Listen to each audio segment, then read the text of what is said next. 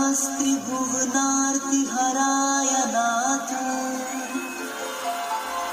तुभ्यं नमः क्षितितलामलभूषणाय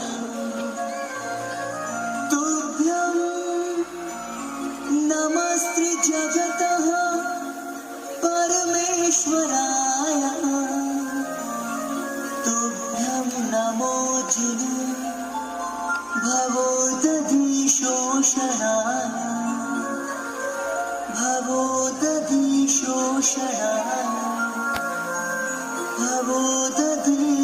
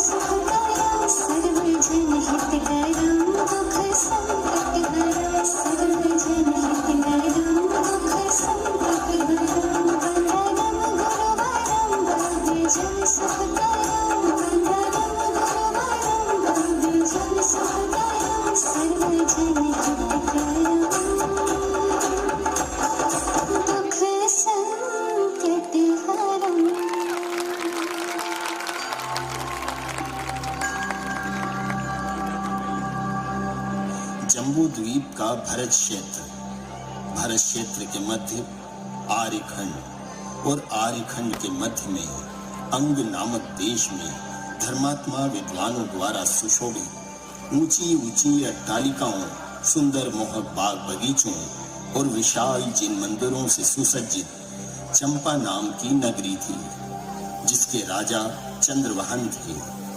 राजा का पुरोहित था नाग शर्मा, जो कि क्रूर हृदय और मिथ्याभाषी था। उसकी लक्ष्मी के समान एक सुंदर कन्या थी। नाम था नागश्री। देव कन्या सी सुंदर, सुशील, गुणों की खान। एक बार नागश्री सखियों संग उद्यान में खेल रही थी। तब उसने महाज्ञान रूपी अनेक रिद्धि सिद्धिधारी तप रूप वाले सूर्य मित्र और अग्निभूति नामक 2 मुनिजनों को देखा तो उनके चरण कमलों में प्रणाम कर बैठ गई।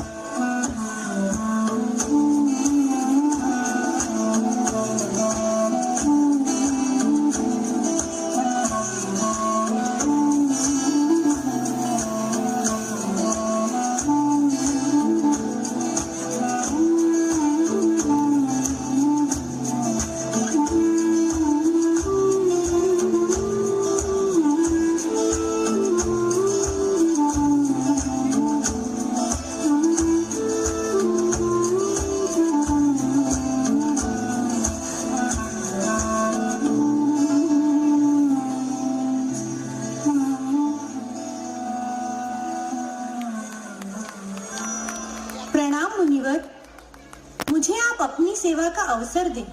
आपकी सेवा कर मुझे बहुत प्रसन्नता होगी। हे पुत्री, तुम्हारे सेवा भाव और सुसंस्कार से हमें प्रसन्नता हुई, किंतु हमें किसी सेवा की आवश्यकता नहीं है। अपितु हमारा आशीर्वाद है तुम गृहस्थ धर्म धारण करो, क्योंकि धर्म से तीनों लोकों के सारे सुख मिलते हैं। गुरुदेव, गृहस्थ का धर्म कैसे बनता है?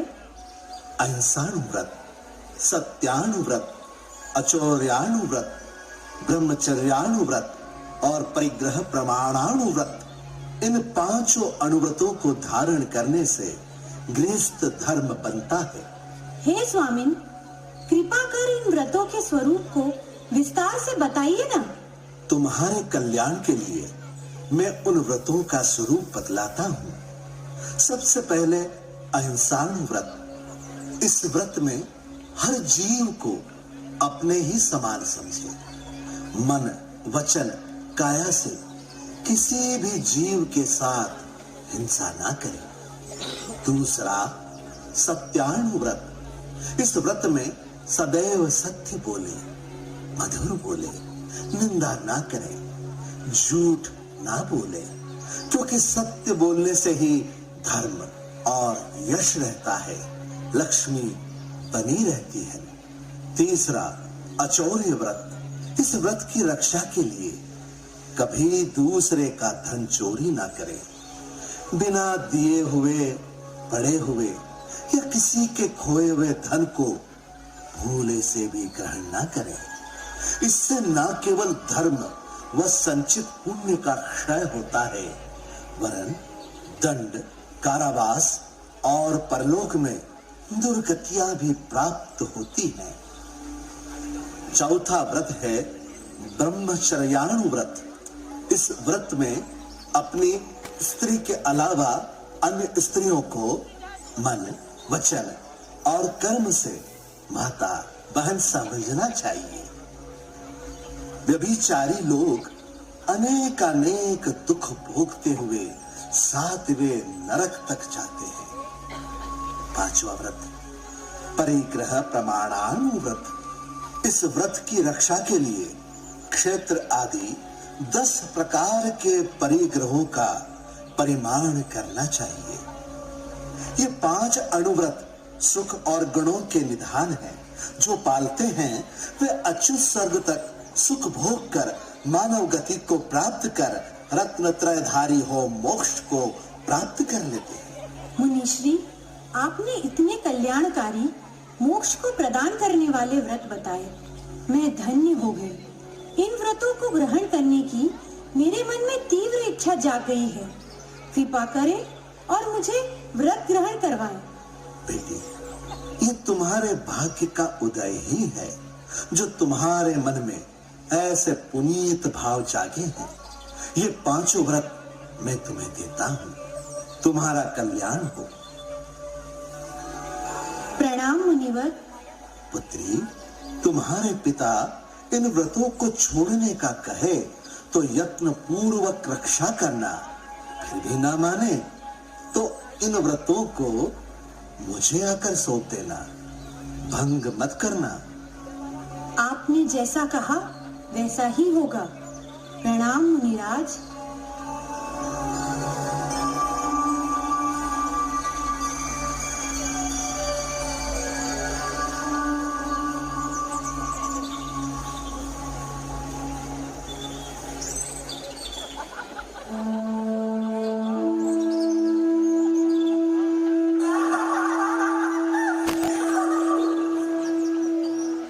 तुम सब तो उद्यान से आ गई, किंतु नागश्री वो दिखाई नहीं देती।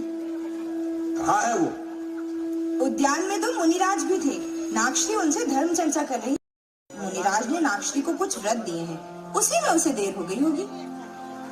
ये लड़की भी ना कुछ समझती ही नहीं। जिनका कहना मानना चाहिए उनकी सुनती नहीं, और जिनको जानती भी नहीं उनकी बातें मान देती है। पिताश्री, पिताश्री, आज मैं बहुत प्रसन्न हूँ।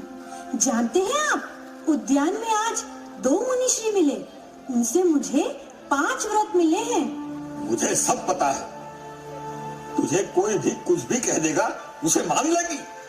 अपनी बुद्धि का थोड़ा उपयोग भी कर लिया कर।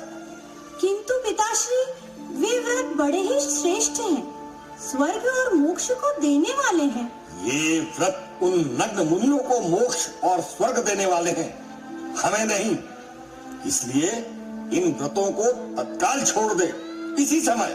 पिताश्री, व्रत लेकर छोड़ने से महापाप होता है। जगत में निंदा होती है और परलोक में भी दुर्गति होती है। परलोक की चिंता है तो इस लोक में मेरे घर से अभी और इसी समय बाहर निकल जा। पिताश्री, यदि इस घर में रहना है तो व्रत छोड़ने पड़ेंगे। बोलो, क्या निर्णय है तुम्हारा? ठीक है, आपकी स्वीकृति नहीं है तो मैं व्रत छोड़ दूंगी। बहुत अच्छा, अब बात आई समझ में। पिताश्री, मुनिराज ने पहले ही बता दिया था आपका व्यवहार, आपका निर्णय। इस व्रत को यूं ही भंग नहीं कर सकती। ये व्रत वापस उन्हीं को जाकर देने होंगे। उन मुनिराज के पास तुम अकेली नहीं जाओगी, नहीं तो वे फिर तुम्हें बहका देंगे। मैं भी साथ चलूंगा। ये तो बहुत अच्छी बात है कि आप भी साथ चलेंगे, क्योंकि मुनियों का दर्शन तो हमेशा कल्याणकारी होता है।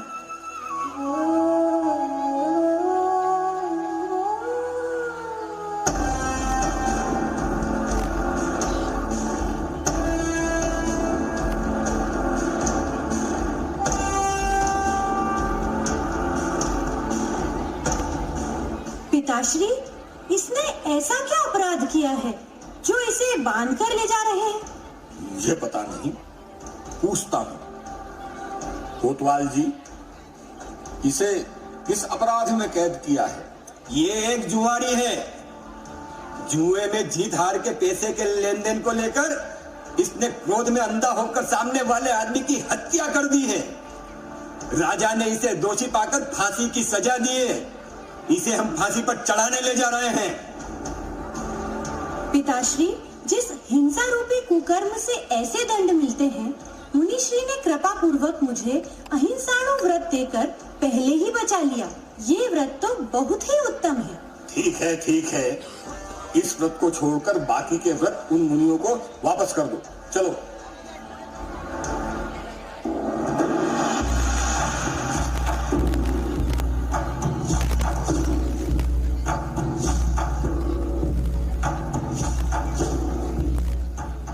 पिताश्री, इस आदमी को इतना कष्ट क्यों दिया जा रहा है? कोतवाल जी, इसका क्या अपराध है? अपराध? ये नीच महापापी है। इसने युद्ध में राजा से झूठ कहा। एक झूठ का इतना बड़ा दंड? युद्ध में बोले गए झूठ से राज्य की हार हो सकती थी। आत्मबल खो जाने से बड़ा योद्धा हार जाता है। इसका एक झूठ सैकड़ों हत्याओं से बड़ा था। इसीलिए इसके मुंह में शूल भरकर कठोर दंड दिया जा रहा है। पिताश्री, असत्य बोलने से इतना बड़ा दंड मिलता है तो परभव में जाने क्या होता होगा? हाँ, ये तो मैंने कभी विचार ही नहीं किया। पिताश्री, उन मुनिराजों ने मुझे जो सत्यानुव्रत दिया वो तो महान मंगलकारी है। ऐसे कैसे छोड़ दूं? कहिए ना। हाँ हाँ, ठीक है, इस व्रत को रहने देते हैं, किंतु बाकी के व्रत तो छोड़ने लायक ही हैं। चलो।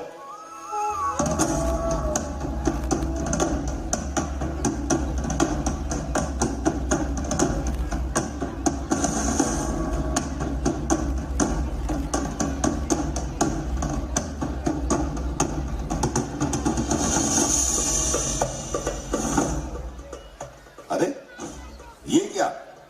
कोतवाल जी, इस प्राणी को इतना त्रास क्यों दे रहे हैं? चोरी का दंड है। चोरी का दंड इतना कठोर? हाँ, तो कोई रसोई घर से चम्मच नहीं चुराया है। जघन्य अपराध, बहुत बड़ी चोरी। जैसा अपराध वैसा दंड। सुनोगे पूरी कहानी? जी नहीं, इतना ही बहुत है। पिताश्री, अपराध तो अपराध है और अपराध का दंड भी। ठीक कहती हो बेटी, बुरे काम का बुरा नतीजा। मतलब उन मुनिश्री ने तीसरा व्रत और चोर्याणु व्रत देकर अनेक कष्ट एवं अपकीर्ति से बचा लिया। पिताश्री, क्या ऐसे उत्तम व्रत को छोड़ना उचित है? ये भी रहने दो, इसमें भी कोई बुराई तो दिखाई नहीं देती, किंतु जो बचे हैं वे शीघ्र ही छोड़ दो। चलो।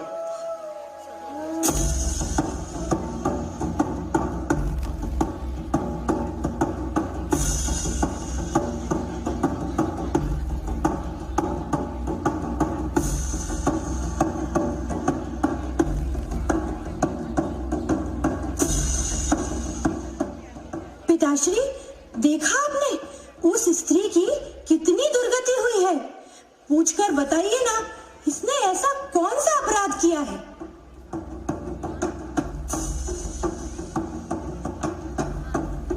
ये किसी वैश्य की पुत्री है। किसी कारणवश इसका विवाह उम्र बीतने तक नहीं हो पाया। इसके पड़ोस में ही एक दुष्ट बुद्धि वैश्य रहता था। वो धनी और दुराचारी था। वो इस स्त्री पर आसक्त हो गया। थोड़े ही दिनों में इन दोनों के व्यभिचार की कथा जनता की जुबान पर आ गई। नगर के कोतवाल ने ये बात सुनी और परीक्षा करने के बाद इन दोनों को कैद कर दिया। राजा की आज्ञा से इनको बंधन, अंग छेदन आदि प्राण नाशक दंड दिया जा रहा है। अरे रे, पिताश्री, शील व्रत के बिना ऐसे ही दुख झेलने पड़ते हैं। मैं उन मुनिश्री के प्रति बड़ी कृतज्ञ हूँ जिन्होंने मुझे कलंक रहित रखने वाले जगत में पूज्य शील व्रत को दिया। पिताश्री, ऐसे कैसे इस महान कल्याणकारी व्रत को छोड़ दूं? हाँ, इस व्रत को भी तू रहने दे। जो बच गए हैं उन्हें ही वापस कर देते हैं। चलो।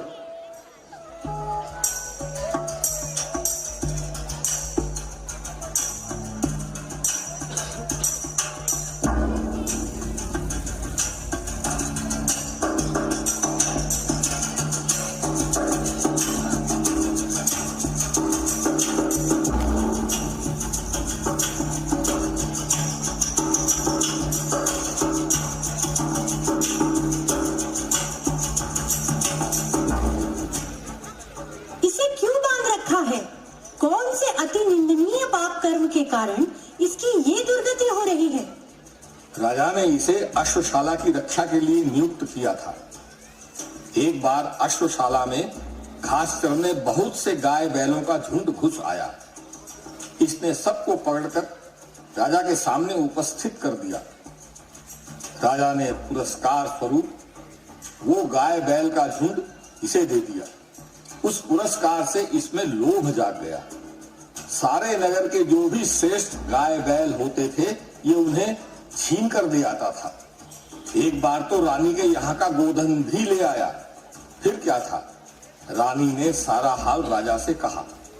राजा चंद्रवाहन अत्यंत क्रोधित हुए और परिग्रह से अत्यंत लोभजनित हुए इस दुष्ट को प्राण दंड दे दिया। पिताश्री, जिस परिग्रह से इस प्रकार की दुर्गति लोभी जन की होती है उससे तो मैं बच गई, क्योंकि मैंने तो मुनिराज के निकट परिग्रह का प्रमाण किया है। इसे छोड़ना तो उचित नहीं है। बात तो तुम्हारी ठीक है। इस व्रत को रख ले, किंतु उस यति को जरूर शीघ्र ही फटकारना तो पड़ेगा। इसलिए हम वहां अवश्य चलेंगे।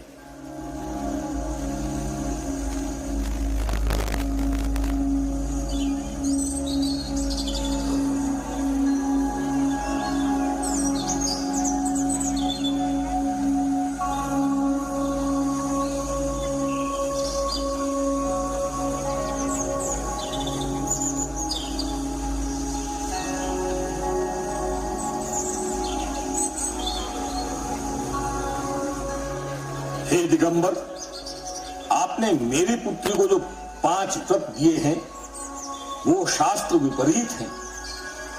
एक पुरोहित पुत्री को इस प्रकार व्रत देना अशोभनीय है, निंदनीय है। इस कर्म के लिए मैं आपकी भर्त्सना करता हूं। कैसे भूल गए, वो मेरी बेटी है। कहां भूला मैंने अपनी ही पुत्री को 5 व्रत दिए जो धर्म के बीज और दया के मूल हैं। निराज, वो मेरी पुत्री है। आप सन्यासी, न घर न द्वार, आपकी पुत्री कैसे हो गई? है द्विज, मैं कभी असत्य भाषण नहीं करता। मैंने कहा नागश्री मेरी पुत्री है तो निश्चित रूप से वो मेरी पुत्री ही है। नागश्री, तुरंत उठो और मेरे साथ चलो। पिताश्री, आपने पूरे रास्ते उन 5 व्रतों के प्रत्यक्ष प्रमाण और महात्म्य को देखा, फिर भी ऐसे कठोर और अव्यवहारिक वचन बोलते हैं, ये उचित नहीं है। दिखाई दे रहा है उन व्रतों का प्रभाव। तू अपने पिता को शिक्षा दे रही है और ये नग्न मुनि तो मुझे पिता के अधिकार से ही वंचित कर रहा है। अब इसका निर्णय राजा ही करेंगे। जा रहा हूं दरबार, भोगना दंड।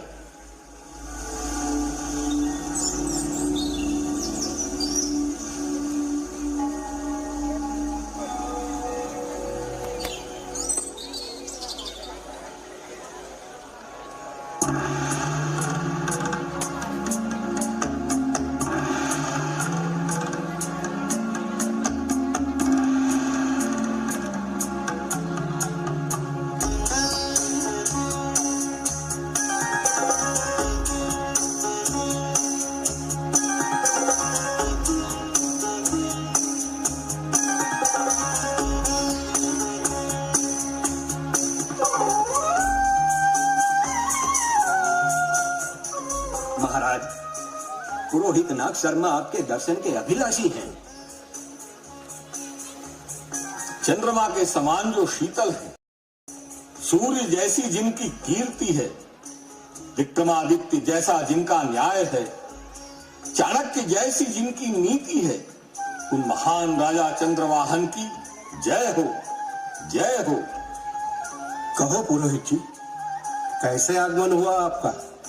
राजन, आपके न्याय से चोर उचक्के, डाकू लुटेरे सब भयभीत होकर लुप्त हो गए हैं, किंतु कुछ साधु सन्यासी बेलगाम हो गए हैं। आपके धर्म प्रेम का अनुचित लाभ उठा रहे हैं, रक्षा करें। जो भी कहना है निर्भय होकर कहो, स्पष्ट कहो। महाराज, मेरी पुत्री सखियों संग उद्यान में खेल रही थी, तभी वहां 2 दिगंबर मुनि आए। मेरी पुत्री को कुछ व्रत दिए और मेरी पुत्री उनके वश में। मैंने मुनियों को समझाया तो उल्टे उन्होंने मुझे डांटा। ये पुत्री तेरी नहीं, हमारी है। महाराज, दया करें, न्याय करें, कठोर दंड दें उन मुनियों को। कुछ भी हो जाए, योगी जन, संत जन, मुनि जन कभी मिथ्या भाषण नहीं करते। अवश्य कुछ रहस्य है। पुरोहित जी, समस्या का समाधान स्थल पर ही हो पाएगा। आप तत्क्षण हमें उस उद्यान में ले चलिए।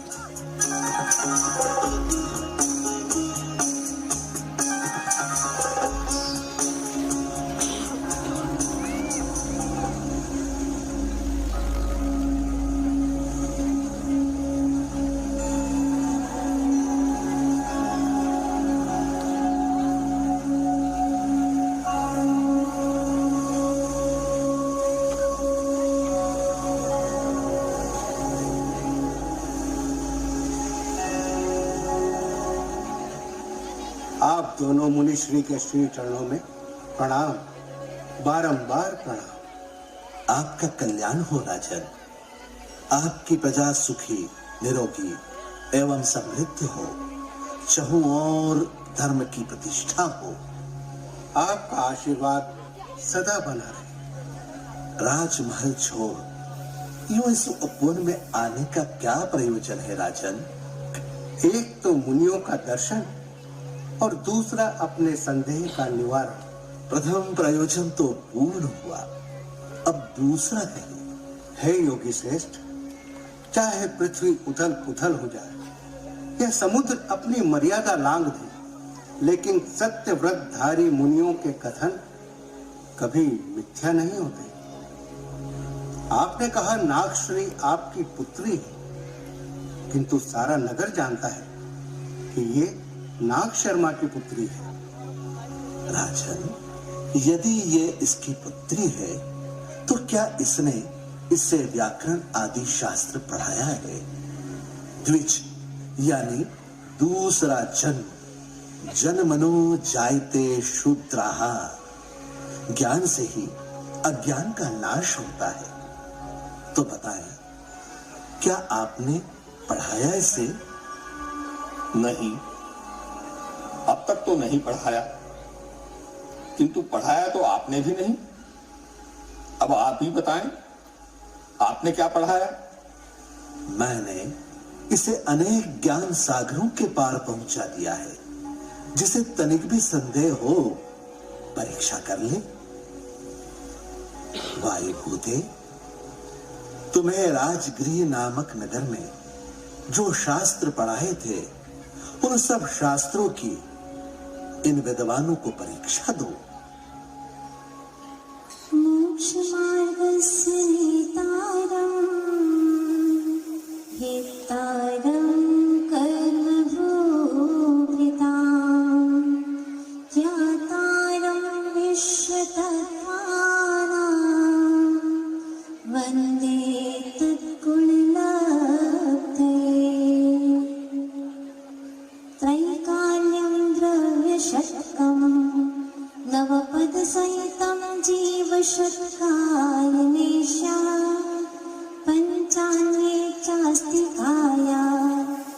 सत्य समिति गति ज्ञान चारित्र भेदा इत्येतन् मोक्ष मूलम् त्रिभुवन महिते प्रोक्तमर्हद्भिरीशै प्रत्येति श्रद्धाति स्पृशति च मतिमान्यः स वै शुद्धदृष्टि सिद्धे च यज्ञसिद्धे चौ विहाय दाहिना फलं पद्ये वन्दिता अर्हन्ते वोच्छम् आराहणाकमसो उज्जोगणमुज्जवलम् निर्वहणं साहणं च निच्छरणम् दर्शननाणचरितं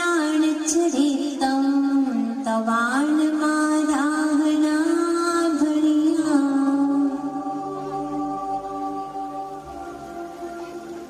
स्वामी, ये नागश्री निश्चित ही आपकी पुत्री है, किंतु मन में उठे एक प्रश्न का शमन करें। आपने इसे वायु भूते कहकर क्यों संबोधित किया? क्या रहस्य है? राजन, ये जो नागश्री है पूर्व भाव में वायु भूति ही था। हे मुनिश्रेष्ठ, आप नागश्री यानी वायु भूति के पूर्व भावों का कृपा पूर्वक वर्णन करें, हम सब सुनने को उत्सुक हैं। राजन, अपने मन को वशीभूत करके वैराग्य भाव को पैदा करने वाली नागश्री की कथा सुनाता हूं। सुने। कौशाम्बी नगरी में अतिबल नाम का राजा राज्य करता था। सोम शर्मा नाम का उसका राज पुरोहित था, जो अनेक शास्त्रों का ज्ञाता था। उसके 2 पुत्र थे, बड़ा अग्निभूति, छोटा वायुभूति। दोनों की रुचि अध्ययन में नहीं थी, इसीलिए शास्त्रों के अध्ययन से विलग रह गए। पिता सोम शर्मा असमय मृत्यु को प्राप्त हो गए। राजा ने अज्ञान से इन दोनों मूर्खों को ही राजपुरोहित पद दे दिया। फिर भी इन दोनों ने शास्त्र अध्ययन का कोई प्रयास नहीं किया। एक दिन राज दरबार में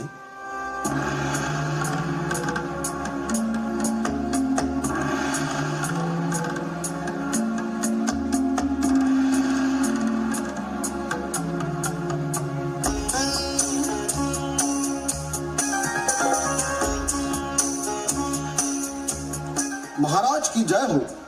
आज्ञा हो तो एक आवश्यक सूचना दूं। हाँ, निसंकोच कहें। महाराज, विजय सिंह नाम के एक विद्वान आए हैं।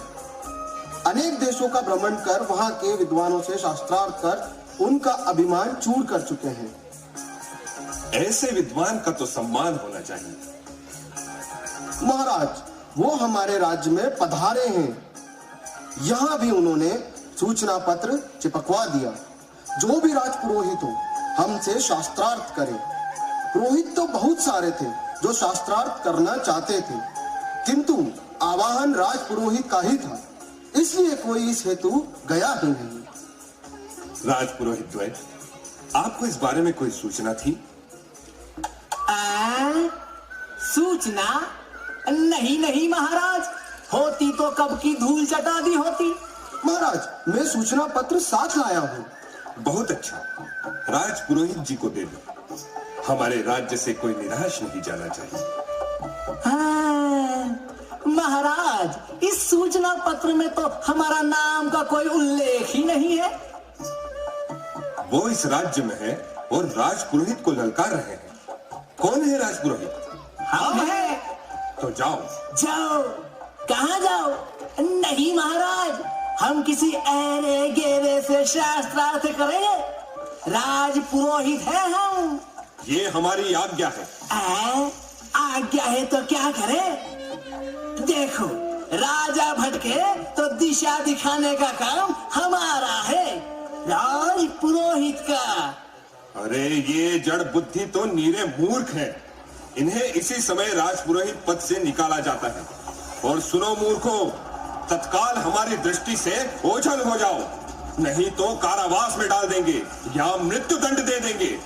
भागो भैया, यहाँ तो प्राणों का संकट खड़ा हो गया है। हाँ, चलो चलो चलो भाई, भागो यहाँ से, भागो। हाँ भैया चलो।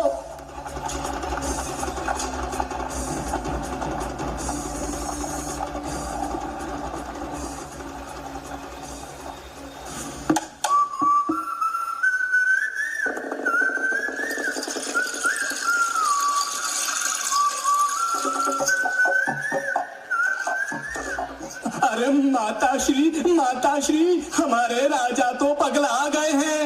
हाँ, हम नहीं भागते तो मरवा डालते हमें।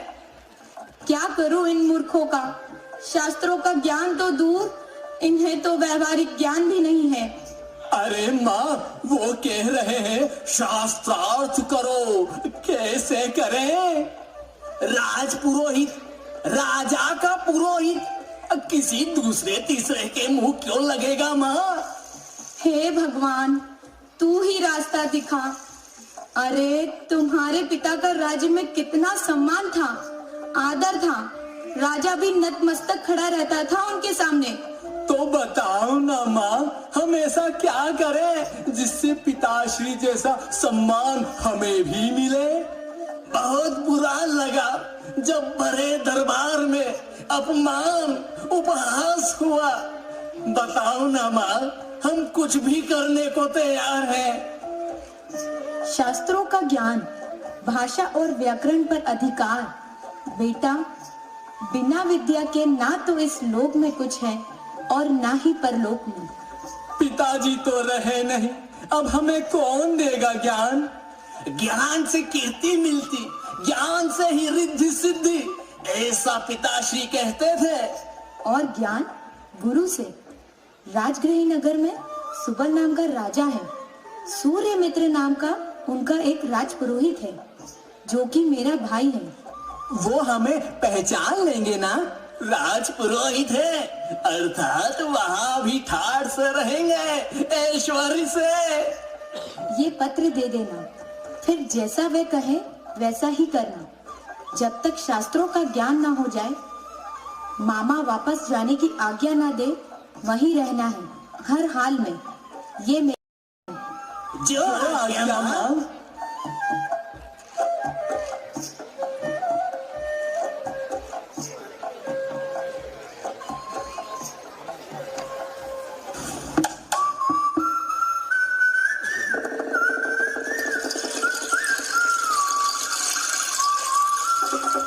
भैया, यही घर है जिसका हमें पता दिया है। मैं पुकारूंगा।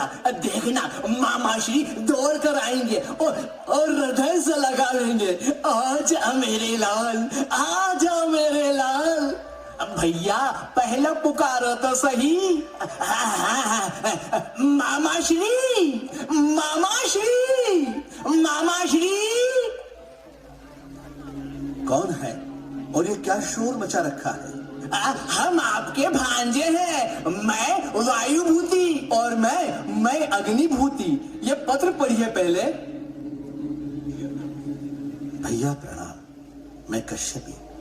ये दोनों मेरे पुत्र हैं। लाड़ प्यार ने इन्हें अज्ञानी बना दिया। इनके पिता रहे नहीं। राजा ने जो पद दिया वो मूर्खता से इन्होंने गंवा दिया। ऐश्वर्य ने दुर्गति की इनकी। सोचो उचित हो वो करें। कुछ तो करना होगा। ये ठीक है।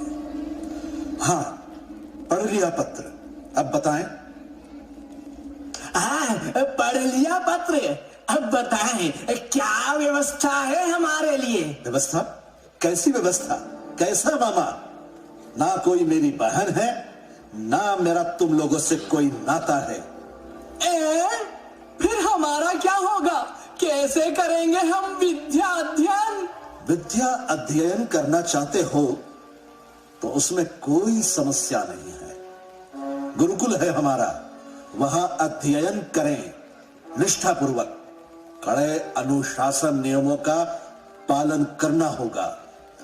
अन्य विद्यार्थियों की तरह भिक्षा मांगकर भोजन की व्यवस्था जुटानी होगी। हाँ, भिक्षा मांगकर भोजन? हाँ, अस्वीकार हो तो फिर भागो यहां से। नहीं नहीं नहीं आचार्य जी, हमें सब स्वीकार है। हमें तो केवल और केवल विद्याध्ययन करना है। तो ठीक है, अनुशासन का कड़ाई से पालन हो।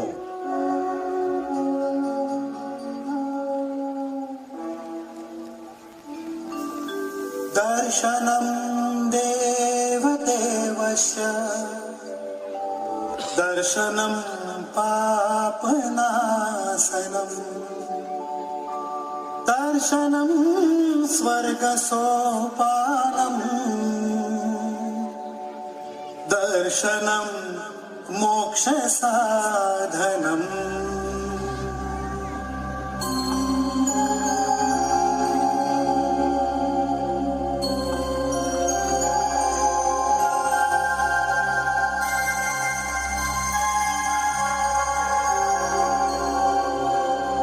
दर्शनेन जिनेन्द्राणां साधूनां वन्दनेन च नातिष्ठते चिरं पापं शीघ्रहस्ते यथोदिकम्।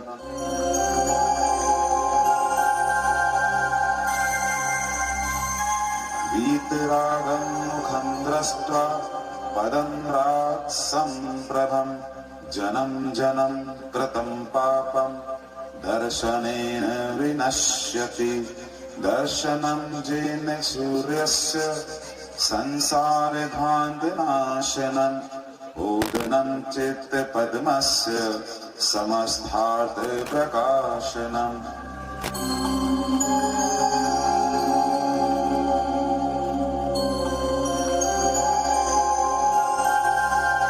दर्शनं येन चन्द्रस्य सधर्मामृतवर्षणं जनं दाविनाशनाय वर्धनं सुखवारिदे। जीवादितत्त्वं प्रतिपादिकाय सम्यक् मुखाष्टगुणार्वाय प्रशान्तरूपाय दिगम्बराय देवादिदेवाय नमो जिनाय।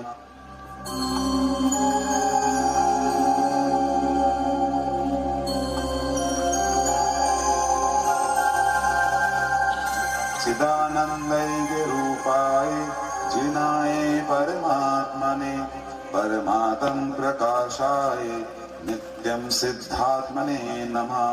अन्यथा शरणं नास्ति त्वमेव शरणं मम तस्मात् कारुण्य भावेन रक्ष रक्ष जिनेश्वरः।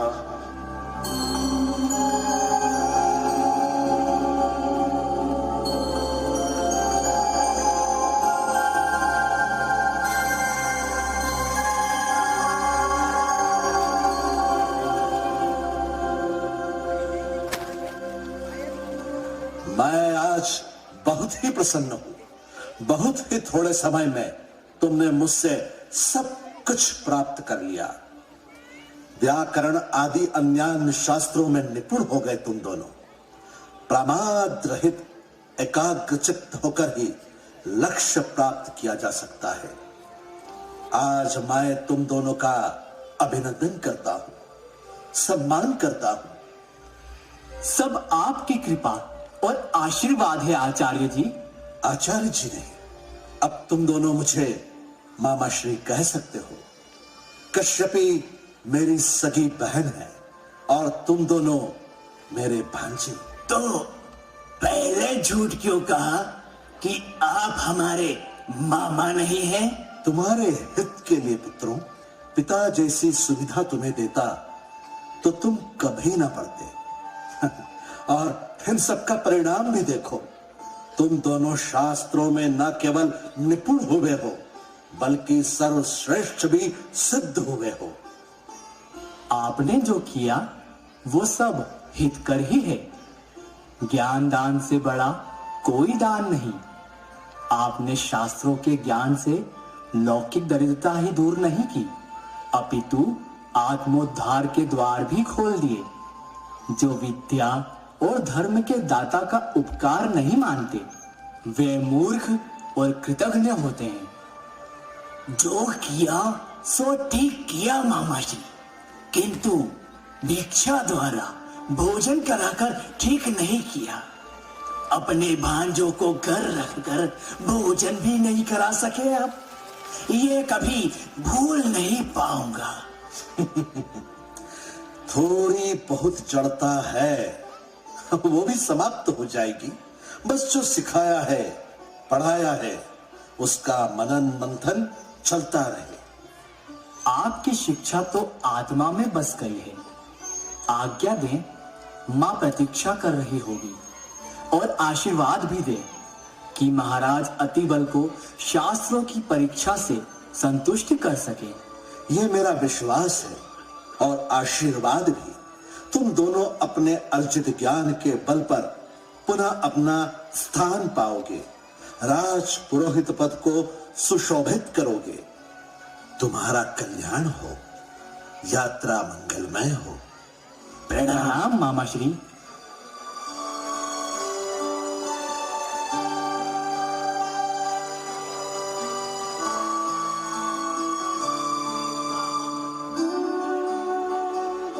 इस प्रकार वे दोनों अपने राज्य चले जाते हैं।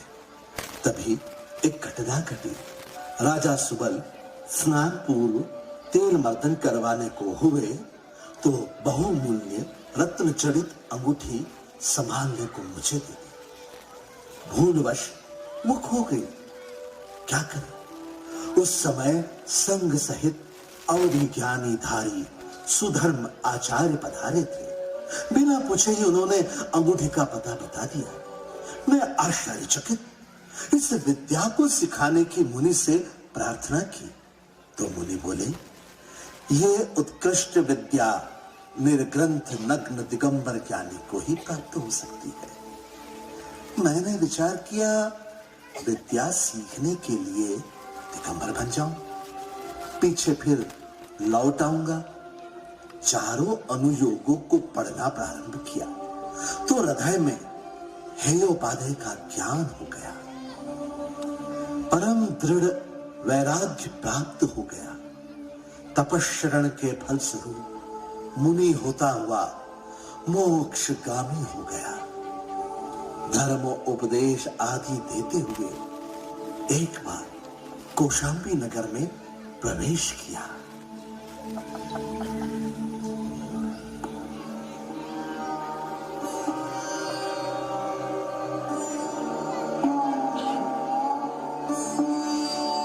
प्रणाम गुरुवर, वंदना, बारंबार वंदना। मेरा अहोभाग्य जो आपके दर्शन प्राप्त हुए। मेरा जो कुछ भी है सब आपका ही दिया हुआ है।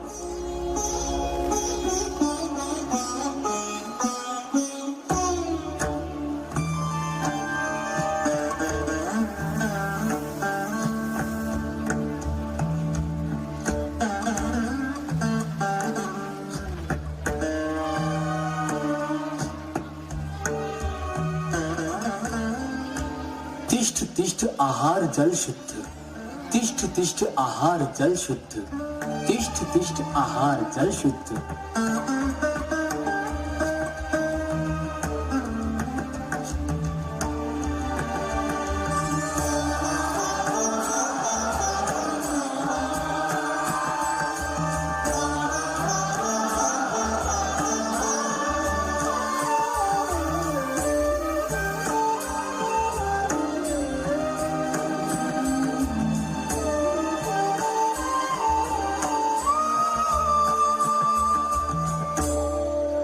भगवान, एक निवेदन था। मेरा भाई वायुभूति भटक गया है, क्रोध, मायाचार, अनाचार में उलझ गया है और आपकी निंदा भी करता है। इसलिए कृपा कर उस दुष्ट को समझाकर सन्मार्ग पर लाएं। वत्स, अभी उसके पास जाना ठीक नहीं, क्योंकि वो अभी हमें देखते ही कठोर वचन बोलेगा, निंदादिक करेगा, जिससे दुर्धर पाप का बंद करेगा, परिणाम स्वरूप दुर्गति को प्राप्त कर लेगा। अभी उचित समय नहीं है। स्वामिन, जैसा होनहार होगा वैसा हो जाएगा। आपने मुझ पर अनुग्रह किया, मेरे अनुज को वंचित ना करें। आप चलेंगे तो हृदय को संतोष होगा। जैसा तुम्हारा भाव। चलो।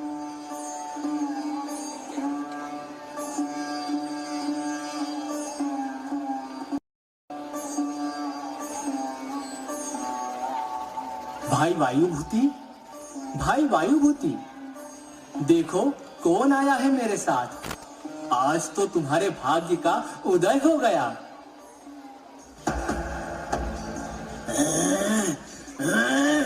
रुक जा, रुक जा, जहां है वहीं रुक जा। मेरे घर में पैर न रखना। ये तो वही है ना जिसे हम मामा मामा बोलकर इसके घर गए और इसने पहचाना ही नहीं। पूरे गांव में भीख मंगवा कर भोजन कराया। ऐसे नीच ब्राह्मण की यही गति होनी है। देखो देखो, नग्न घूम रहा है। ऐसे दुष्ट का तो मुख देखना भी पाप है। निकलो यहाँ से।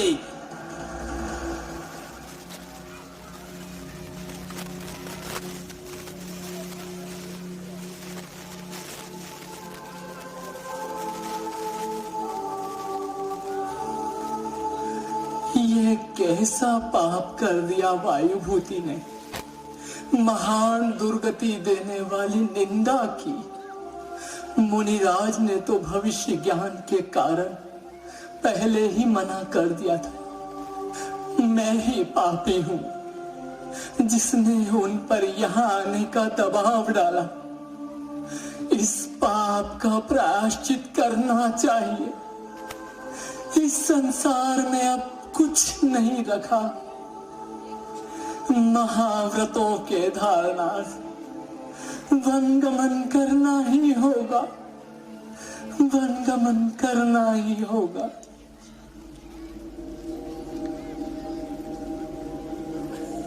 अग्निभूति के वनगमन करने से उसकी भार्या सोमदत्ता को बहुत दुख हुआ।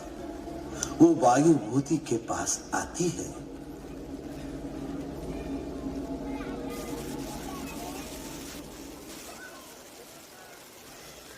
वायुभूति, मूर्खों के जैसे व्यवहार किया है तुमने। कोई संतों और मुनियों से इस तरह का बर्ताव करता है। तुम्हारी दुष्टता से मेरे पति के मन में वैराग्य हो गया। दीक्षित हो गए वो। अब भी समय है मूढ़मती, चलकर वापस ले आते हैं। अरे दुष्टा, तेरी इतनी हिम्मत कि मुझे उपदेश दे तो ये ले। नीच, दुराचारी, ये ना समझना अबला हूं तो तेरा कुछ बिगाड़ नहीं सकती। अगले जन्म में मैं तेरे पांव को तोड़ तोड़ कर खाऊंगी। ऐसा कुछ बनूंगी। वायुभूति मुनि निंदा दोष से, महाकुष्ठ व्याधि से, घटना से 7वें दिन ही पीड़ित हो पीड़ा भोगते हुए आर्त ध्यान पूर्वक मर गया। अगला जन्म गधी का, फिर सूरी और फिर चांडाल के घर कुत्ती रूप में जन्मा।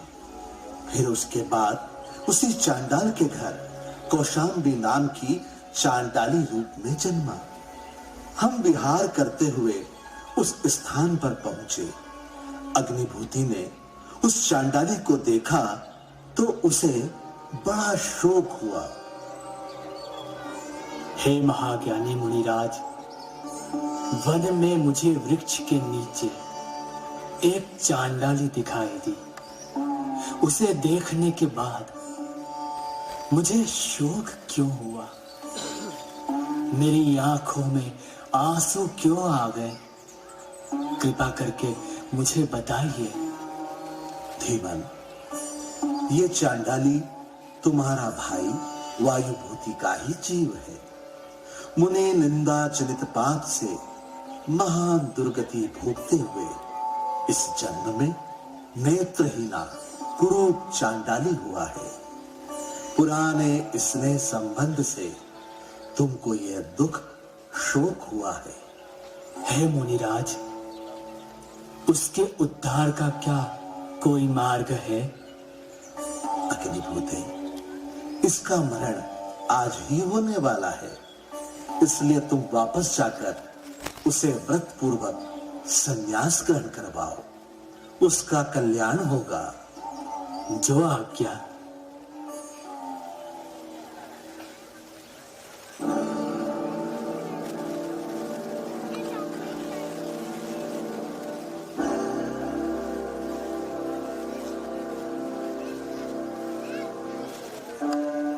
बेटी, तू देव, गुरु, शास्त्र की निंदा से जन्मों से दुर्गति भोग रही है।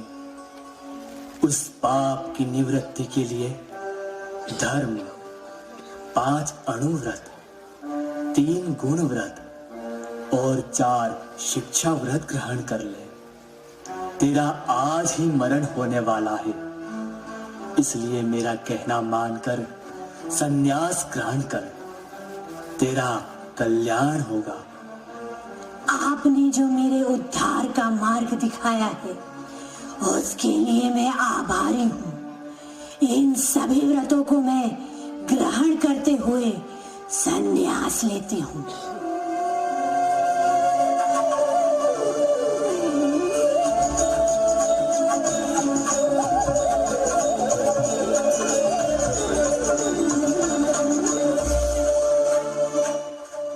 इसी समय नाग शर्मा की स्त्री त्रिदेवी पुत्री की प्राप्ति की इच्छा से नाग पूजन के लिए आई।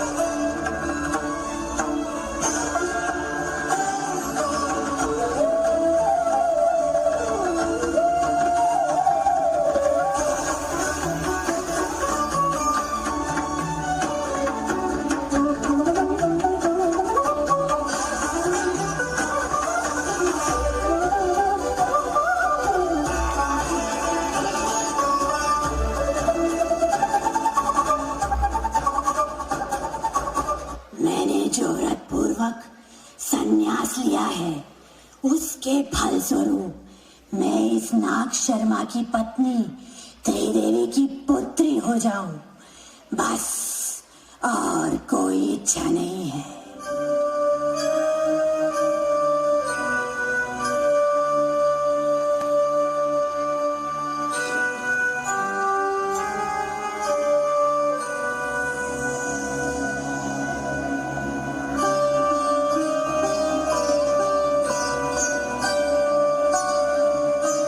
जिस व्रत पूर्वक संन्यास धारण से स्वर्ग और परंपरा से मोक्ष तक की प्राप्ति होती है, इसने त्रिदेवी की पुत्री होने की इच्छा की, सो ये नागश्री के रूप में जन्मी। परंतु इसमें व्रत संस्कार की वासना थी, जिससे अब भी इसने व्रत ग्रहण किए। वायु भूति का जीव 4 पर्याय भोग कर ये नागश्री हुआ है। हे मुनिश्री, अपने सारे पूर्व भवों को जानकर अपने द्वारा किए गए अनाचारों और पापों के निवारण के लिए पश्चाताप हो रहा है।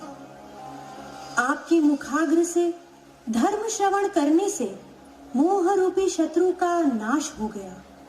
मोक्ष के सुख हेतु समस्त परिग्रह को छोड़कर दीक्षा लेना चाहती हूँ। इस कथा को सुनने से संसार देह भोगादि से विरक्ति हो गई है। मुनिश्री, मैं भी दीक्षा लेना चाहता हूँ। मेरे साथ मेरी रानियां और बहुत से नागरिक गण भी दीक्षा लेना चाहते हैं। कृपया आज्ञा दें। इस कथा का प्रभाव ये रहा कि अनेकों लोगों में विरक्ति का भाव जाग गया और उन्होंने दीक्षा ले ली। इस प्रकार मेरा यानी कि सूर्य मित्र मुनिराज का विशाल संग हो गया और मैंने धर्म प्रसार एवं धर्म भावना के लिए विहार करना प्रारंभ किया। कौशाम्बी के राजा अतिबल, महाराजा सुबल भी अपनी रानियों और प्रजा के साथ दीक्षा लेकर मोक्ष मार्ग पर साथ हो गए।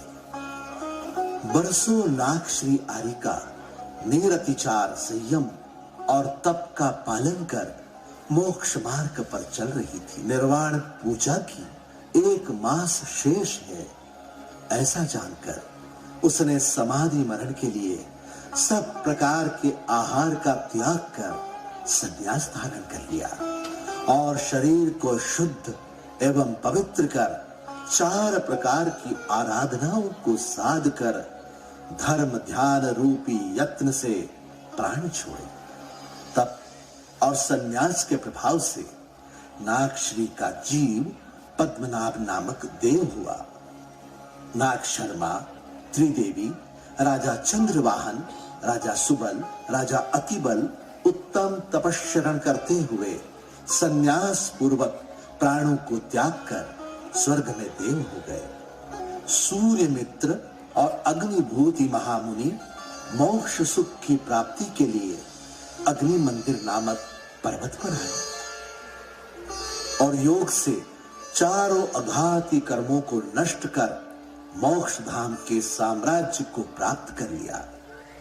पद्मनाभ आदि देवों को जब अवधि ज्ञान से महामुनि के मोक्ष का समाचार ज्ञात हुआ तो बड़े उत्साह से निर्वाण पूजा की। उज्जैनी नगरी में सुरेंद्र दत्त नाम का धनी सेठ लेता था।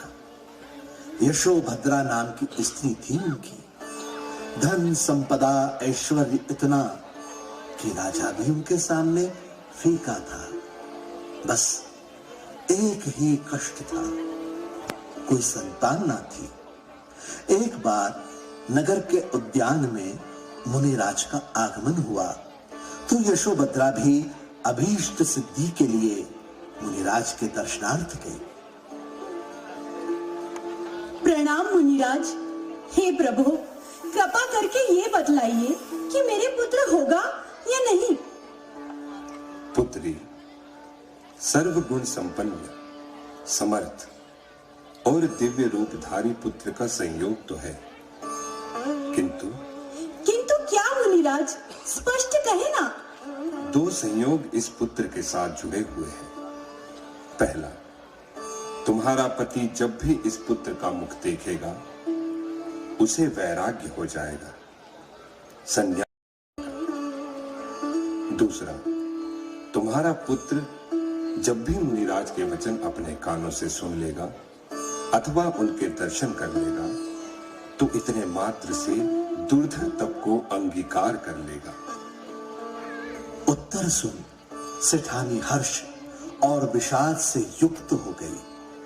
पुण्योदय से गर्भवती होने पर बड़े ही एकांत से दिव्य भूमि गृह में पुत्र को जन्म दिया, जो कि पद्मनाभ देव का ही जीव था। किंतु एक दिन सेठ जी को पता चल ही जाता है। जैसे ही पुत्र के मुख का दर्शन किया उन्हें वैराग्य हो गया। वो तपश्चरण के लिए वन को चला गया। यशोभद्रा ने पुत्र का जन्मोत्सव धूमधाम से मनाया।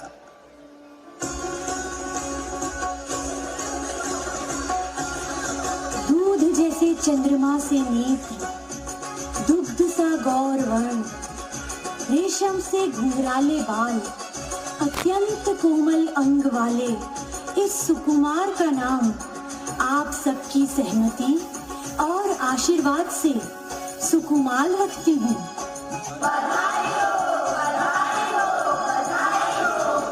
सारी नगरी में मच गयो हल्ला, भयो महलों में लल्ला। सारी नगरी में मच गयो हल्ला, भयो महलों में लल्ला।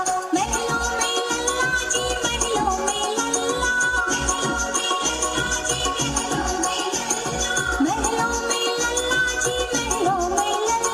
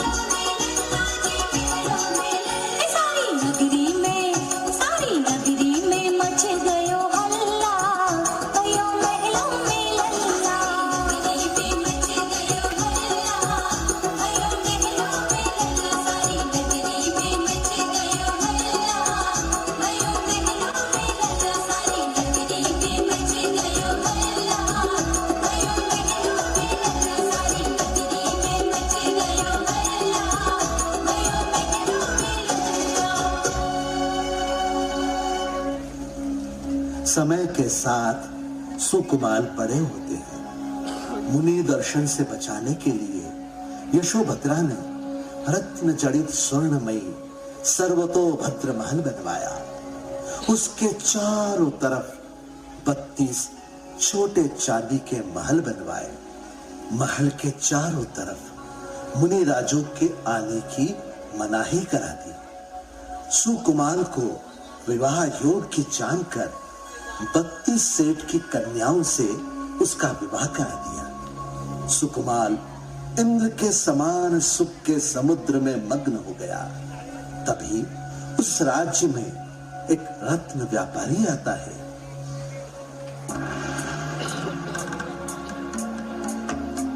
महाराज की जय हो। एक रत्नों का व्यापारी परदेश से आया, आपसे मिलना चाहता है महाराज। शीघ्र भेज दो। प्रणाम महाराज। एक अद्वितीय अनमोल रत्नों से जड़ित दुशाला लाया हूँ। ये केवल राजा के योग्य ही है। अद्भुत, बड़े अनूठे रत्नों का समावेश हुआ है। सत्य कहा था तुमने, ये राजा के योग्य ही है। इस दुशाले में इतने बहुमूल्य रत्न लगे हैं कि जिनका मूल्य हमारे कोषागार में भी नहीं है। मैं बड़ी आशा से आपके राज्य में आया था महाराज, किंतु कोई बात नहीं।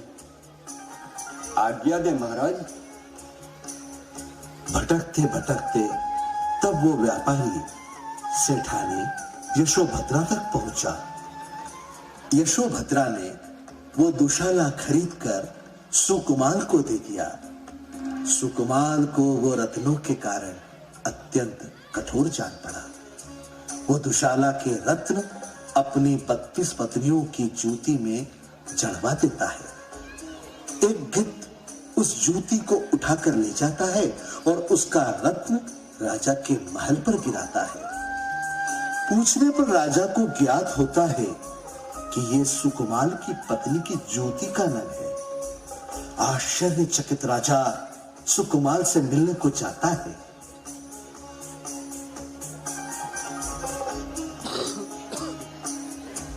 प्रणाम राजन, आज हमारे भाग्य का उदय हुआ है जो आप हमारे यहाँ पधारे। आइए आसन ग्रहण करें। मेरे योग्य कोई सेवा हो तो कहें। आपके पुत्र के ऐश्वर्य के बारे में सुना, मन में बड़ा कौतूहल हुआ। वस्तुतः आज मैं आपके पुत्र से ही भेंट करने आया हूँ। सुकुमाल आपके स्वागत सत्कार के लिए आने ही वाले हैं। प्रणाम महाराज। आपको कोटि कोटि वंदन। आपकी चरण धूलि से हमारा आश्रय पवित्र हो गया। जैसा रूप सौंदर्य है वैसी ही सुंदर भाषा। ऐसा लगा जैसे स्वर्ग के किसी देव से भेंट हो गई। यहाँ हमारे पास आसन पर विराजो पुत्र। महाराज, एक प्रार्थना है। आज आपको हमारे साथ भोजन ग्रहण करना स्वीकारना ही होगा। हमें आपकी प्रार्थना स्वीकार है।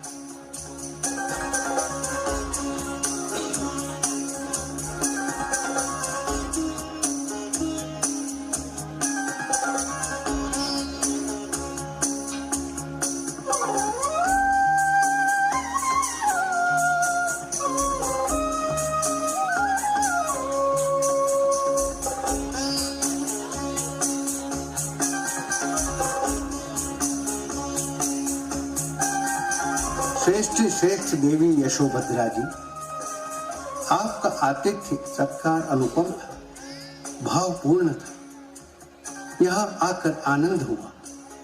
सुकुमाल से भेंट कर मन में बड़ा हर्ष हुआ। आपका आशीर्वाद सुकुमाल को प्राप्त हुआ, हमारे लिए यही बहुत है।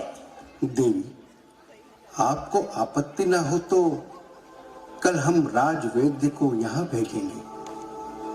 हमें लगता है सुकुमाल को 3 व्याधियां हैं। महाराज, वे 3 व्याधियां क्या हैं?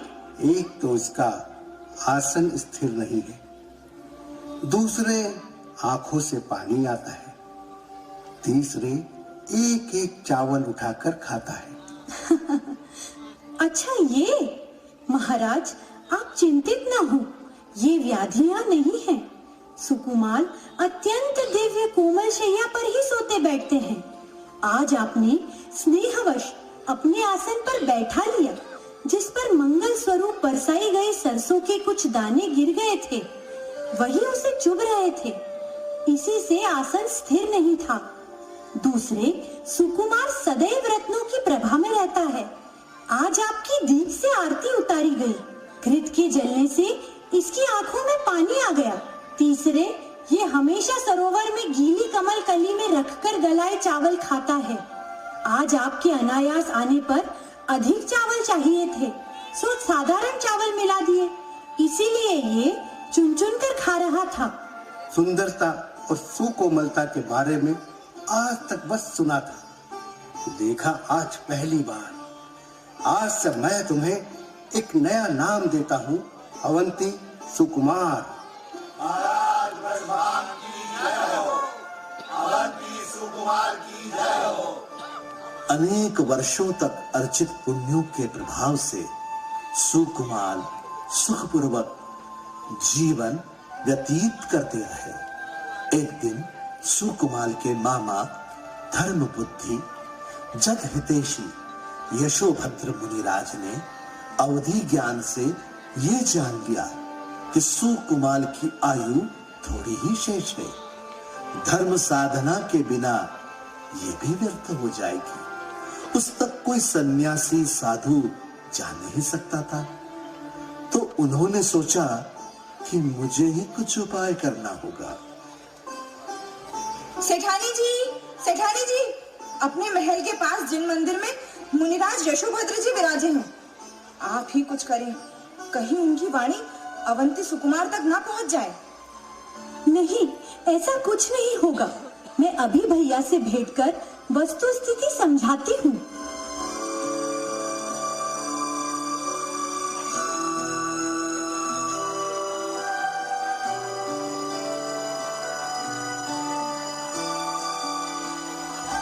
प्रणाम मुनिराज, आपको तो ज्ञात ही होगा, मेरे पुत्र ने अगर किसी मुनि की वाणी सुन ली तो वो संन्यास ले लेगा, वन चला जाएगा। ज्ञात है यशोभद्रा।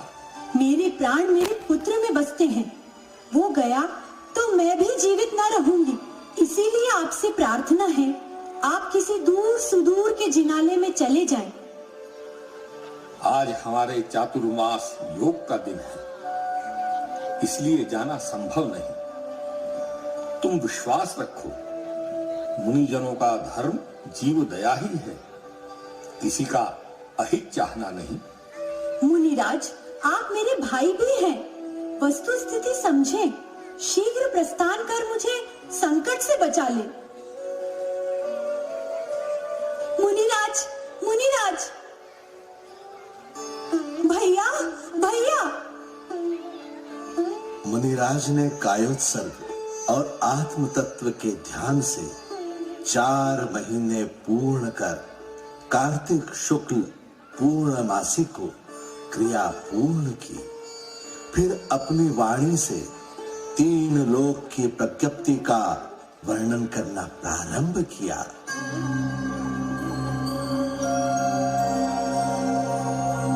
रत्न शर्करा बालुका पंक धूमतमो महातमः प्रभा भूमियो घनाम्बु वाताकाश प्रतिष्ठा सप्ताधोधः तासु 30 पंचविंशति पंच 10 10 त्रिपंचोनैक नरक शतसहस्राणि पंच चैव यथाक्रमम् नारका नित्या श्रोतरलेश्या परिणाम देह वेदना विक्रिया परस्परो दीरित दुःखा संक्लिष्टा सुरोदीरित दुःखाश्च प्राक् चतुर्थ्याः तेषु वे 3 7 10 सप्तदश 22 33 सागरोपमा सत्त्वानां परा स्थितिः। आज तक तो मैं सो ही रहा था, अब जागा हूँ, मुझे जाति स्मरण हो गया है। अपने सारे पुराने भवों की घटनाओं का ज्ञान हो गया है। सो जगत में निंदनीय इस शरीर को तप रूपी अग्नि में सुखाकर मोक्ष लक्ष्मी की साधना करूंगा। सुकुमार मुनिराज के समक्ष पहुंचकर 3 प्रदक्षिणा देकर मस्तक झुकाकर नमस्कार करते हैं। भगवान, विषयों की आसक्ति के कारण संयम और तपश्चरण के बिना मेरे इतने दिन व्यर्थ ही चले गए। भद्र, बहुत सुंदर विचार है, क्योंकि अब तुम्हारी आयु के मात्र 3 दिन शेष बचे हैं। सो इसी समय संन्यास धारण कर वन गमन करो। तत्पर हूँ मुनिराज, निश्चित ही आज मेरे भाग्य का उदय हो गया है। मैं जिन दीक्षा लेकर वन गमन करता हूँ। सुकुमार ने अंतरंग बहिरंग परिग्रह त्याग कर जिन मुद्रा ग्रहण कर ली, संन्यास धारण कर लिया। सूचना मिलने पर यशोभद्रा व 32 पत्नियां शोक सागर में डूब गई। उधर वन में सुकुमार कर्म बंधन को काटने, चारों आराधना, 12 भावनाओं के चिंतवन में लीन, मोक्ष मार्ग पर चलने में सर्वथा जागृत एक पांव से ध्यान धर रहे थे। इसी समय एक विलक्षण घटना और होती है। सुकुमार जी के पूर्व भव की भौजाई अग्निभूति ब्राह्मण की स्त्री सोमदत्ता, जिसके मुख पर सुकुमार जी के जीव ने किसी समय लात मारी थी, संसार में अनेक त्रस स्थावर योनियों में परिभ्रमण कर पाप कर्म के उदय से उसी वन में जिसमें कि सुकुमार जी ध्यान लगा रहे थे, शालिनी होकर कोमलांग सुकुमार जी वन में आए थे, तो उनके अत्यंत कोमल पावों में से रुधिर की धारा बह चली थी। रुधिर धारा को उस पापनी श्यालिनी ने चाटा तो उसे रुधिर का स्वाद आ गया।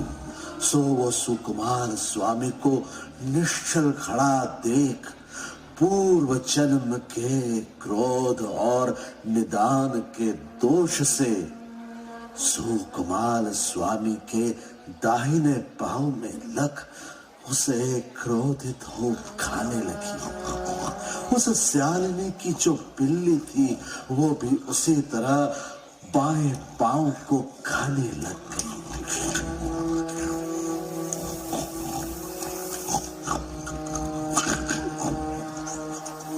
जब सुकुमार मुनिराज के पांवों को खाया जाने लगा, तब उनके कोमल अंगों में तीव्र वेदना हुई।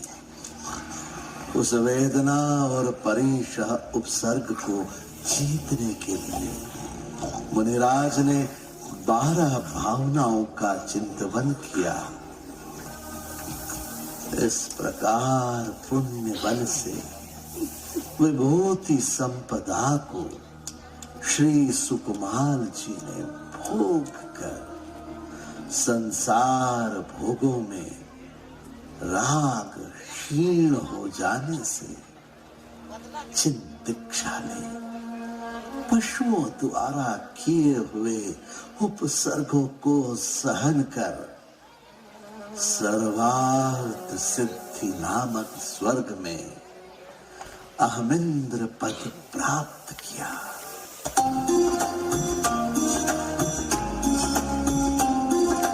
मंगल मंगल होए जगत में सब मंगलमय होए। मंगल मंगल होए जगत में सब मंगलमय होए। इस धरती के हर प्राणी का मन मंगलमय होए। इस धरती के हर प्राणी का मन मंगलमय होए। कहीं क्लेश का लेश रहे ना दुख कहीं भी होए।